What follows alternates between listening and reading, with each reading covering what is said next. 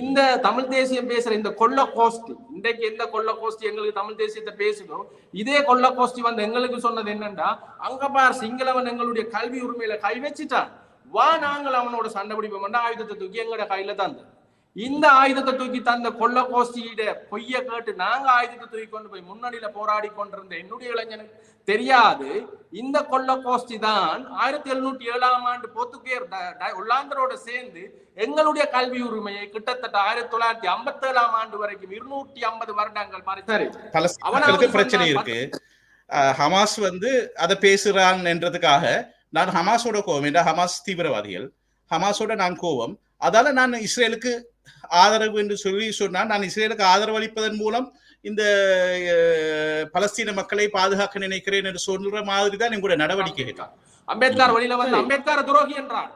அம்பேத்கர் வெளில வந்து சொன்னார், மகாத்மா இந்த காந்தி மோகனதாஸ் கரம்சன் காந்தி எடுத்து தார சுதந்திரம் எங்களுக்கானதல்ல, நாளைக்கு சுதந்திர இந்தியாவிலையும் சாதிய ரீதியாக என்னுடையவன் ஒடுக்கப்படலாம்.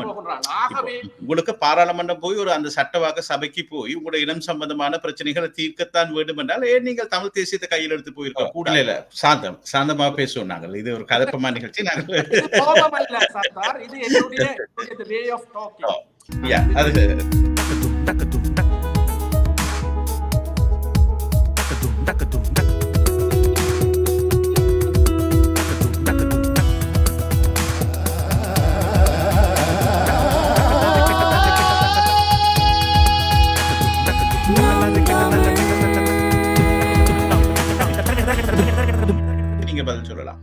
வேலாயுதப்பள்ளி சிவஸ்கந்தராஜா லண்டனில் இருந்து கேட்கிறான். இருவருக்கும் வணக்கம். எனது கருத்து ஔவையாரின் அதே கருத்து. சாதி இரண்டே, நல்லவர் கெட்டவர். நீங்கள் சாதியை வைத்து அரசியல் செய்கிறீர்களா? பேச பேச சாதி பிரிவு இன்னும் கூடுமே தவிர மறையாது. மக்கள் முன்னேற்றத்துக்கு முயற்சி செய்தால் தானாக சாதி மறையும் என்பது எனது தாழ்மையான கருத்து என்று அவர் சொல்றார். அவர் கேட்டார், ஆரம்ப கேள்வி, அருண் சித்தார்த் இலங்கையில் சாதி அரசியல் வெல்லும் என்று நம்புகிறீர்கள். இது ரெண்டைக்கும் நீங்கள் பதில் சொல்லலாம். அப்ப நீங்க இன பிரச்சனை பேசாம விடுங்கள. பேச அது மட்ட பக்கம் இன பிரச்சனை பேச பேச அது கூடும் தானே, அப்ப நீங்க அதை பேசுறீங்க, அதை பேசாம விடுங்க. இந்த மாதிரி தர்க்கங்கள் தங்களுக்கு ஏத்த மாதிரி அந்த கன்ஃபர்மேஷன் பேஸ்ன்னு சொல்றது, எனக்கு எது என்னுடைய சார்பு நிலை ஏதோ அதுக்கு ஏத்த மாதிரி நான் அதை பேசிக்கொள்றேன். சரியா? நான் பாதிக்கப்படுகின்றேன், ஆகவே நான் பேசுகின்றேன், உனக்கு எந்த அதிகாரம் இல்லை நீ பேசாதே என்று சொல்வது, இதுதான் அந்த சர்வாதிகார போக்கு. சரியா? மற்றது சாதிய அரசியல் என்று சொல்றது எது தெரியுமா? சாதி பெருமை பேசுறது. சாதி பெருமை பேசுறதும் சாதிய ஒடுக்குமுறையை பேசுறதும் இருவேறு விஷயம். சரியா? இன பெருமை பேசுறதும் இன ஒடுக்குமுறை பற்றி பேசுறதும் இருவேறு விஷயம். அதை முதல் தெளிவா புரிஞ்சு கொள்ள வேண்டும். எனக்கு அரசியல் செய்யறதுக்கு சாதியத்தான் நான் கையில் எடுக்கணும் இல்லை. எனக்கு மிக சரளமாக 3 பாஷையும் தெரியும், என்னாலையும் தமிழ் தேசியம் பேசலும். நான் அரசியல் செய்ய வேணும் என்று நினைச்சா ஷார்ட்கட்ல நான் இலகுவாக எனக்கு அரசியல் செஞ்சு பாராளுமன்றம் தான் போகணும் என்று இருந்தா நான் தமிழ் தேசியத்தை கையில் எடுத்திருப்பேன். நான் செய்வது என்னுடைய மக்களுக்கானது. நான் பாதிக்கப்பட்ட மக்களில் ஒருவன். நான் எனக்காக போராடி கொண்டிருக்கிறேன். இது எப்படி என்றா, எங்கட அப்பா பனைமரம் தானே ஏறினார். பனைமரம் ஏறுறது சரியான கஷ்டமானது, தென்னைமரம் ஏறுற மாதிரி இல்லை. பனைமரம் ஏறி நாங்க அப்ப சின்ன காலத்துல இந்த நொங்கு புடுங்குறதுக்கு ஏறுறோம். நாங்க நொங்கு புடுங்க ஏறினா கிட்ட போனோன்னா நீங்க என்ன செய்யணும்? இப்ப 2 கையை பிடிச்சுதானே கட்டி பிடிச்சு கொண்டிருப்போம். அப்ப ஒரு கையை நீங்க விட்டே ஆகவனும் புடுங்குறது. அப்ப ஒரு கையை நீங்க பிடிக்க வேணும், ஒரு கையால புடுங்க வேணும். ஒரு கையால பிடிச்சுக்கொண்டு ஒரு கையால பிடிக்கிறது ரொம்ப டேஞ்சரான. மிஸ் ஆயினா கீழே தான். அப்ப நான் மரத்துல ஏறினது எனக்கு நொங்கு புடுங்குறதுக்கு கீழே இருந்து. அப்ப கீழே இருக்கிறவன் என்ன தெரியுமா சொல்லுவான்? ஐயோ மச்சான், அதை புடுங்கி போடு, இதை புடுங்கி போடு, அந்த இதுதான் நல்லா இருக்குது. அப்ப நான் அங்க இருந்தோன்னு சொல்றேன், நான் உனக்கு புடுங்க ஏறல, நான் எனக்கு புடுங்கத்தான் ஏறினேன், உனக்கு தேவையான ஏறி புடுங்கன்னு எனக்கு சொல்ல இருக்கு. சரியா? ஓகே. ஆனா இப்ப நீங்க சொன்னீங்க தானே, இப்ப நீங்க ஒரு வசனம் நீங்களே சொன்னீங்க, நான் எனக்கு தான் நுங்கு கொடுங்க போனேன்னு சொன்னீங்க. அதே மாதிரி நீங்க சொன்னீங்க, நான் பாராளுமன்றம் போறதுன்னா எனக்கு தமிழ் தேசியம் போய் இலகுவாக பாராளுமன்றம் போயிருக்கலாம். இப்போ உங்களுக்கு பாராளுமன்றம் போய் ஒரு அந்த சட்டவாக்க சபைக்கு போய் உங்களுடைய இனம் சம்பந்தமான பிரச்சனைகளை தீர்க்கத்தான் வேண்டும் என்றால் ஏன் நீங்கள் தமிழ் தேசியத்தை கையில் எடுத்து போயிருக்க கூடாது? அது இப்ப நான் ஒரு கோசுக்காசனா, I have a cause. I'm fighting for that. நான் உண்மையை பேசி சமூகத்துல இருக்கிற நான் முன்னுக்கே போடுறேன்னா, பேசா பொருட்களையே பேச வந்தோம். சரி, அப்ப இங்க பேசப்படாத பொருட்களை எனக்கு என்னுடைய முதலாவது பிரைமரி இலக்கு வந்து பாராளுமன்றம் போறதல்ல. எனக்கு என்னுடைய மக்களுக்கு நான் சார்ந்தவர்களுக்கு இழைக்கப்படுகின்ற அநீதிகளுக்கு எதிராக போராடுறேன்.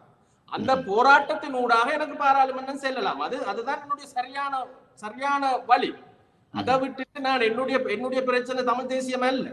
ஆகவே நான் எனக்கு அதை கையில் ஏன் தமிழ் பேசும் இப்ப ஓகே, அருண் சித்தார்த்தின் பார்வையில் தமிழ் தேசியம் என்றால் என்ன என்ற ஒரு கேள்வி வச்சால் அதுக்கு உங்களோட பதில் என்ன? தமிழ் தேசியம் என்றது நல்ல விஷயம். அது தமிழர்கள் எங்களுக்கு எல்லாருக்கும் இருக்க வேண்டிய ஒரு உணர்வு அது இருக்குது. ஆனா இப்ப அதுல பறந்துபட்ட பார்வையில பாக்குறேன்னா, நான் இந்த நேஷனலிசம் என்றதே மார்க்டிவ் சொன்ன மாதிரி nationalism is the last refuge of a political scoundrel என்று சொல்றது. சரியா? தேசியவாதத்தை கையில் எடுப்பவர்கள் அரசியலில் தோக்கும் அயோக்கியர்கள் இறுதியில கையில் எடுக்கும் ஆயுதம் தேசியவாதம் என்றது. நான் ஒரு சர்வதேசவாதி, நான் ஒரு இடதுசாரிய பின்புலத்துல வாழ்ந்த நான், எனக்கு இந்த முழு உலகமும் எனக்கு முழு உலக பற்றியும் என்னால சிந்திக்கலும், இந்த உலகத்துல எந்த மூலையிலும் என்னால வாழையிலும் என்னுடைய மதம், என்னுடைய மொழி, என்னுடைய இனம் தான் மிக சிறந்தது என்று சொல்ற குறுகிய வாசிப்பு எனக்கு இல்லை. என்னால சகல இனங்களையும் சகல மதங்களையும் சகல மொழிகளையும் அரவணைச்சு செல்ல முடியும். அதுல இருக்கிற அதுக்கு இருக்கிற யூனிக்னஸோட. ஆனா தமிழ் தேசியம் பேசுறதுக்குள்ளேன்னு நான் சொல்ல வரல. ஆனால் இன்று தமிழ் தேசியத்தை யார் பேசுகிறார்கள் என்றால், உண்மையிலேயே இந்த தமிழ் தேசியத்துக்காக உயிரை கொடுத்தவன் இருக்கிறான் தானே. இந்த போராட்டங்கள்ல போய் துப்பாக்கி தூக்கி தன்னுடைய உயிரையும் உடைமைகளையும் சகலதையும் இழந்து சிறைச்சாலைகள்ல இருந்து இன்றைக்கு இருக்கிறான் தானே. அந்த அவன் யார் தெரியுமா? அவன் தான் அவன் என்னுடையவன். இந்த சகல போராட்டங்களையும் முன்னணியில நின்றவர்கள் எங்களை மாதிரி ஒடுக்கப்பட்ட விளிம்பு மக்களின் பிள்ளைகள். ஆனால் அவன் கையில் எடுத்த அந்த ஆயுதத்தின் பேரால இன்றைக்கு அதிகாரத்தை கைப்பற்றி கொண்டவன் யார் என்றால், இதுக்கு எந்த விதமான சம்பந்தமும் இல்லாத திருடனும் கொள்ளைக்காரனும் பாலியல் துஷ்பிரோகியும் மிக மோசமான கிரிமினல்ஸ் தான் இன்றைக்கு இந்த தமிழ் தேசியத்தை முன்னெடுத்து அதை ஒரு கவரப்பா வச்சிருக்கிறான். ஆகவேதான் எங்களுக்கு எரிச்சலா இருக்கு. அந்த எரிச்சல்ல தான் நான் இதை சில நேரங்கள்ல சாந்தமா பேசுவோம். நாங்கள் இது ஒரு கதப்பமா நிகழ்ச்சி.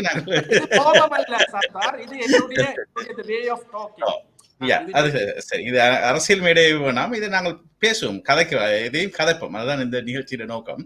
இப்ப நான் இப்படி கேட்கிறேன். ஓகே, இப்போ தமிழ் தேசியம் நீங்களும் சொல்றீங்க, ஓகே தமிழ் தேசியம் நான் பேச வேண்டியது, அதை இன்னும் யாரோ பேசிக்கொண்டு இருக்கிறான், நாங்கள் தான் பேசி இருக்க வேணும். ஆனா நீங்க பேசிக்கொண்டு இருக்கிறீங்க, நீங்க ஒரு எங்களை மோசமாக இது பண்ண ஆக்கள் என்று நீங்களே சொல்றீங்க. ஆனா அதே அருண் சித்தார்த் இந்த தமிழ் தேசியத்துக்கு எதிரான சிந்தனையுடையவர்களோடய போய் கூட்டு வைக்கிறாரே எப்பவுமே. அதாவது இங்க சிங்களவர்கள் ஒரு கோயிலை உடைத்தால் அது நல்லது என்று அருண் சித்தார்த் ஒரு வீடியோ போடுறார். அல்லது ஒரு பன்சலையில ஒரு ஹாமிதுரு ஏதாவது செய்தார். நான் அதுக்குள்ள பல காரணங்கள் இருக்கலாம். நான் அதுக்குள்ள அப்ப அதையும் இப்ப ஒருவரை எதிரியை ஆதரிப்பதன் மூலமாக இப்ப இப்படித்தானே கிட்டத்தட்ட. ஓகே, நீங்க சொல்றீங்க பலஸ்தீன மக்களுக்கு பிரச்சனை இருக்கு. ஓகே, பலஸ்தீன மக்களுக்கு பிரச்சனை இருக்குன்னு நீங்க சொல்றீங்க, அதை பேச வேண்டிய ஆளும் நீங்க தானேன்னு சொல்றீங்க. ஆனால் நீங்க பலஸ்தீன மக்களோட பிரச்சனை வேற யாரோ பேசுறான்ன்றதுக்கு, ஹமாஸ் பேசுறான்ன்றதுக்காக நீங்க ஹமாஸோட கோபம் என்பதற்காக நீங்க போய் இஸ்ரேலோட கை கொடுக்க முடியாது தானே. அதைத்தானே நீங்க செய்றீங்க கிட்டத்தட்ட.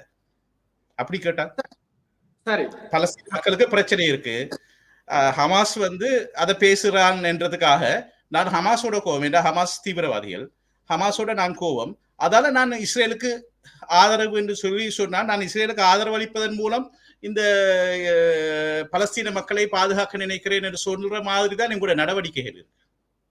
சரி, நீங்க உங்களோட உதாரணத்திலேயே சொல்லுவோம், பலஸ்தீன் லிபரேஷன் PLOக்கு கீழே கிட்டத்தட்ட 18 இயக்கங்கள் இருந்தது. ஃபத்தா, அல் ஃபத்தா, ஹமாஸ், இஸ்புல்லா, PLA, இந்த மாதிரி 18 அந்த இயக்கங்களுக்கும் எங்கட பழைய இயக்கக்காரங்களுக்கும் எல்லாருக்கும் நல்ல தொடர்பு இருக்கின்றதும் பழைய ஆட்களுக்கு தெரியும். நான் சொல்லி முடிக்கிறேன். யசீர் அரஃபாத்துக்கு இருந்தது. அரஃபாத் ஒரு காலமும் உத்தரவிடல, நான் தான் PLOட லீடர், ஆகவே என்னுடைய ஃபத்தா மட்டும்தான் இருக்க வேணும், மற்ற எல்லாத்தையும் அடிச்சு ஒழிச்சு கொன்றொலி என்று அரஃபாத் ஒரு காலம் ஒரு ஆர்டர் ஒன்று போடல. சகல இயக்கங்களும் இணைந்துதான் பலஸ்தீன விடுதலைக்காக போராடினார்கள். அதாலதான் இன்றைக்கு காசாவில் ஹமாஸும் மேற்கு கரையில இஸ்புல்லாவும் இன்னொரு இடத்துல இன்னொரு அவர்களுடைய ஃபத்தாவும் இன்றைக்கு வரைக்கும் அந்த போராட்டத்தை கொண்டு நடத்துகின்றார்கள். இங்க வரலாறு அப்படியா இருந்தது? இங்க அதிகார மோகத்தாலையும் சரியா சித்தாந்தமற்ற சிந்தனையாளர்களாலையும் இந்த போராட்டம் வழிநடத்தப்பட்டு இன்றைக்கு இந்த போராட்டத்துக்கென உயிரை கொடுத்து ஆயுதம் ஏந்தியவனை கடைசியில கொன்றொழித்தது இந்த இதுக்குள்ளேயே இருந்து வெளியில வந்தவங்க தான். சரியா? அந்த நீங்க சொல்ற இந்த எதிரியை விட உள்ளுக்குள்ள இருக்கிறவன் சாவடிச்சு கொன்று என்றைக்கு ஒரு ஆள் கொல்ல தொடங்கினார்களோ அன்றை இந்த போராட்டம் சிப்பிலியாக சரி. ஆனால் அதுக்காக எதிரியோட கைகோக்குறது சரியா? மெட்ரொண்டு இங்க வந்து ரெண்டு இப்ப நீங்க இஸ்ரேலும் ஹமாஸும் அல்லது இஸ்ரேலும் பலஸ்தீனும் அடிபடுற மாதிரியான ஒரு சூழலோ ஒரு நிலப்பரப்போ அந்த வரலாறும் இங்க கிடையாது. இங்க இருந்தது என்னென்றால் 1940 இருந்தது நாங்க மறக்க இல்லாத அந்த வரலாறு நான் சொன்னேன். முதல்ல இந்த இன ரீதியான பிரச்சனை எங்க ஆரம்பிக்குதுன்னா பலர் பல மாதிரி சொல்லுவாங்க. சரியா? ரூட் கோஸ் ஆஃப் கான்ஃபிளிக்ட் சொல்றாங்க தானே. இந்த கான்ஃபிளிக்டுக்கான காரணம் என்ன என்று சொல்லக்கல பெரும்பாலான ஆக்கள் சொல்ற எழுந்தமானமாக மேம்போக்காக முன்வைக்கிற குற்றச்சாட்டுகள் தான் 83ஆம் ஆண்டு கலவரம், 81ஆம் ஆண்டு யாழ் நூலகம் எரிக்கப்பட்டது, தரப்படுத்தல் போன்ற விடயங்களை சொல்லுவார். சரியா? உங்களுக்கு தெரியுமா? சரியா? தரப்படுத்தல் என்று சொல்லி பல்கலைக்கழகத்துக்குள்ள முதலாவதாக 1970ஆம் ஆண்டு கொண்டு வரப்பட்டது.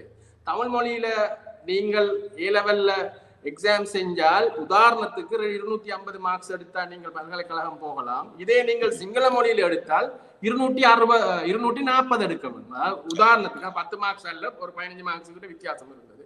இந்த புள்ளி விவரங்கள் எக்ஸாக்ட்லி சரியானவை அல்ல, ஆனா இதுதான் அந்த தரப்படுத்தலுக்கு பின்னால் இருந்த காரணம். சரி? அப்ப 10 மார்க்ஸ் கூட எடுத்தா தான் தமிழ் மொழியில எழுதுறவன் கேம்பஸுக்கு போகலாம்னு ஒண்ணு. இந்த தமிழ் தேசியம் பேசுற இந்த கொள்ள கோஷ்டி, இன்றைக்கு எந்த கொள்ள கோஷ்டி எங்களுக்கு தமிழ் தேசியத்தை பேசுதோ இதே கொள்ள கோஷ்டி வந்து எங்களுக்கு சொன்னது என்னன்னா, அங்க பார் சிங்களவன் எங்களுடைய கல்வி உரிமையில கை வச்சுட்டான், வா நாங்கள் அவனோட சண்டை பிடிப்போம், ஆயுதத்தை தூக்கி எங்களோட கையில தந்து இந்த ஆயுதத்தை தூக்கி தந்த கொள்ள கோஷ்டியிட பொய்ய கேட்டு நாங்க ஆயுதத்தை தூக்கி கொண்டு போய் முன்னணியில போராடி கொண்டிருந்த என்னுடைய இளைஞனுக்கு தெரியாது. இந்த கொள்ள கோஷ்டி தான் 1707ஆம் ஆண்டு போர்த்துகேயர் ஒல்லாந்தரோட சேர்ந்து எங்களுடைய கல்வி உரிமையை கிட்டத்தட்ட 1957ஆம் ஆண்டு வரைக்கும் 250 வருடங்கள் பறிச்சது. அவனாவது சொன்னான் 10 மார்க்ஸ் எடுத்துக்கொண்டு உள்ளவாண்டுதான் இவன் என்னுடைய கல்வி உரிமையை பல நூற்றாண்டுகளாக மறுத்தான். அப்ப என்னுடைய ஆயுதம் யாருக்கு எதிராக திரும்ப வேண்டியது? என்னுடைய எதிரியா? என்னுடைய எதிரியார் என்று எனக்கு தெளிவாக தெரியும். முழு வரலாறும் எனக்கு தெரியும். தெரியாத என்னுடைய இளைஞனை இவன் ஏமாற்றி கொண்டே இருப்பான் கனகாலத்துக்கு.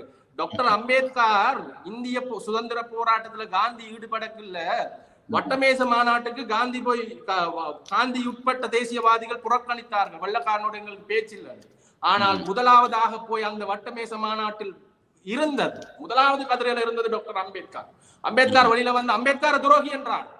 அம்பேத்கர் வெளியில வந்து சொன்னார், மகாத்மா இந்த காந்தி மோகனதாஸ் கரம்சன் காந்தி எடுத்து தார சுதந்திரம் எங்களுக்கானதல்ல, நாளைக்கு சுதந்திர இந்தியாவிலையும் சாதிய ரீதியாக என்னுடையவன் ஒடுக்கப்படத்தான் போகின்றான். ஆகவே கரம்சன் காந்தியோட பேசுவதை விட அந்த வெள்ளக்காரனுடன் பேசுவது எனக்கு இலகுவானது. சரியா? அதேதான் நாங்களும் செய்கிறோம். அது பலருக்கு பல மாதிரி தெரியும். இந்த விமர்சனங்களை வைக்க முதல் நான் இவர்களுக்கு சொல்றது என்னன்னா, முதல்ல உங்களுடைய வரலாறுகளை அப்பன் போய் வடிவா தேடி படிங்க. நீங்க பூட்டின்கிட்ட போய் கேட்டீங்கன்னா யுக்ரைன் பிரச்சனை பற்றி பூட்டின் 800 சொச்சங்கள்ல இருந்து ஆரம்பிப்பார். வைக்கிங்ஸ்ல இருந்து, ஒட்டோமான் பேரரசுல இருந்து, ஜார் மன்னர்கள் வரைக்கும் வந்து, கேத்தரின் வரைக்கும் வந்து, இந்த மாதிரி ஒரு கிட்டத்தட்ட பல ஆயிரக்கணக்கான வருடங்கள் வரலாறு பேசித்தான் உக்ரைனுக்கு வருவார் பூட்டின். அது மாதிரிதான் நாங்களும் சொல்ல கிடக்குது.